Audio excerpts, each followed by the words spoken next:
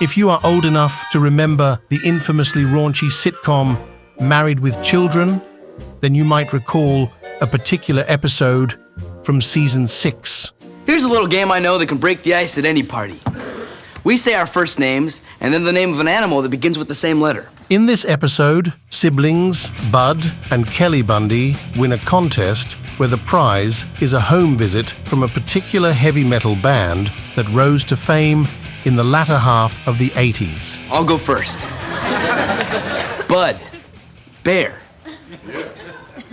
Go on. Dan.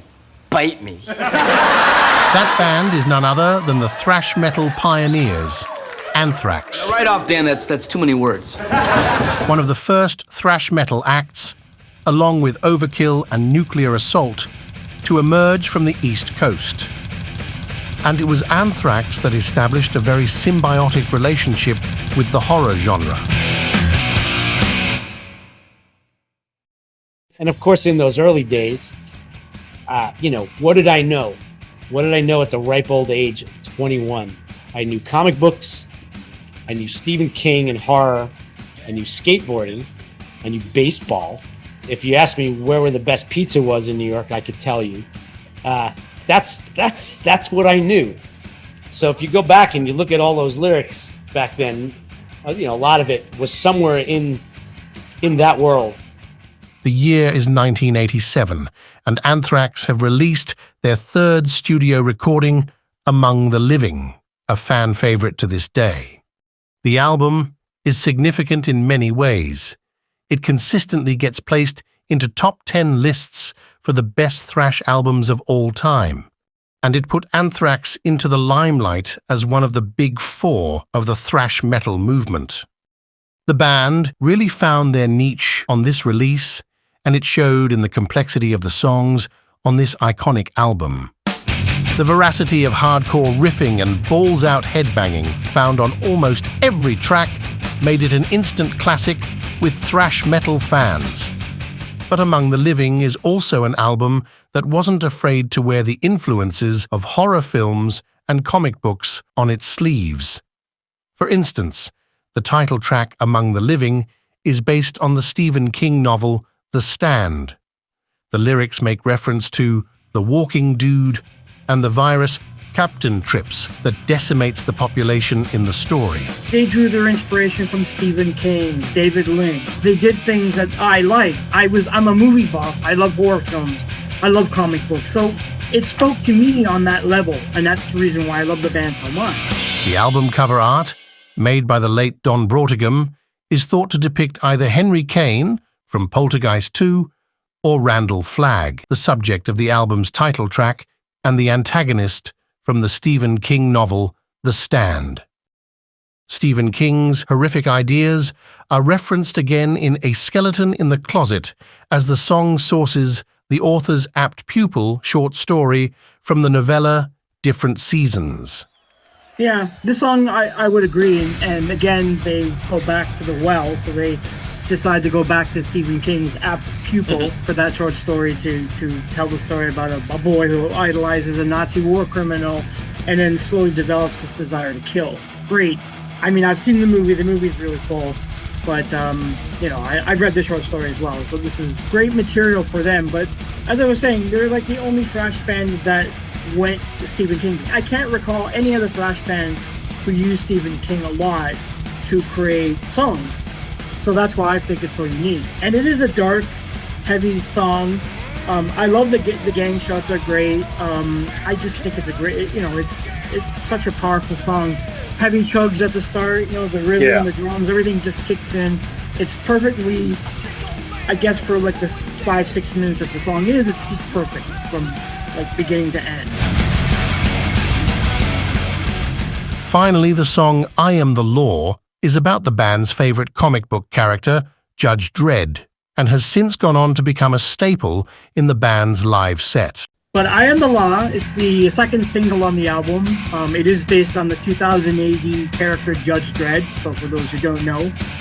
The song is actually co-written by Danny Lilker, so that was one of the two songs that he's credited for writing on the album. In the early 80s, 2000 AD, which is a British publication, they licensed out their characters to an American company called Eagle Comics. And Judge Dredd was the one comic that came out. And I was reading it.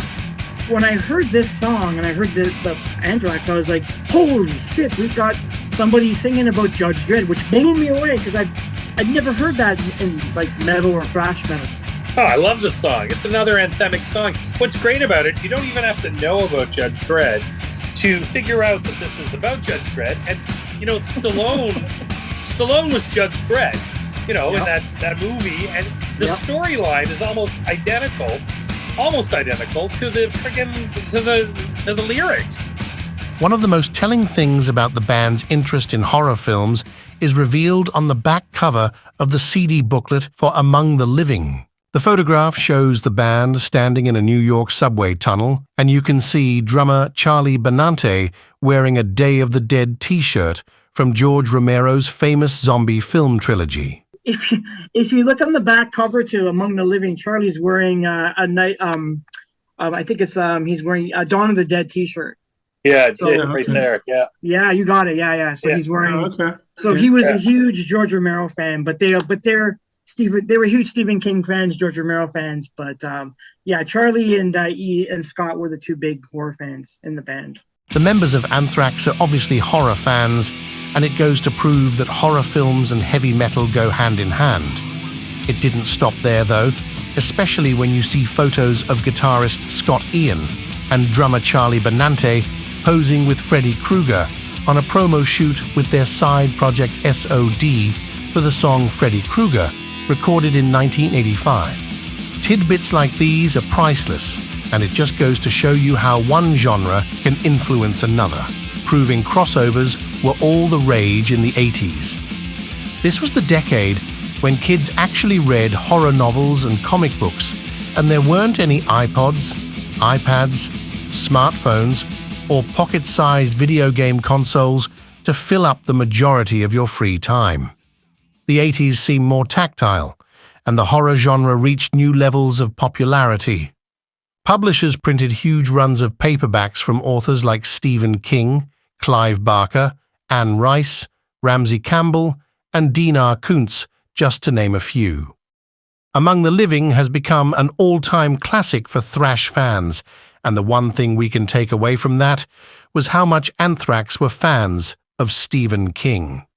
In some ways, the album pays great homage to the prolific writer, and these songs remain strong and vital to this very day.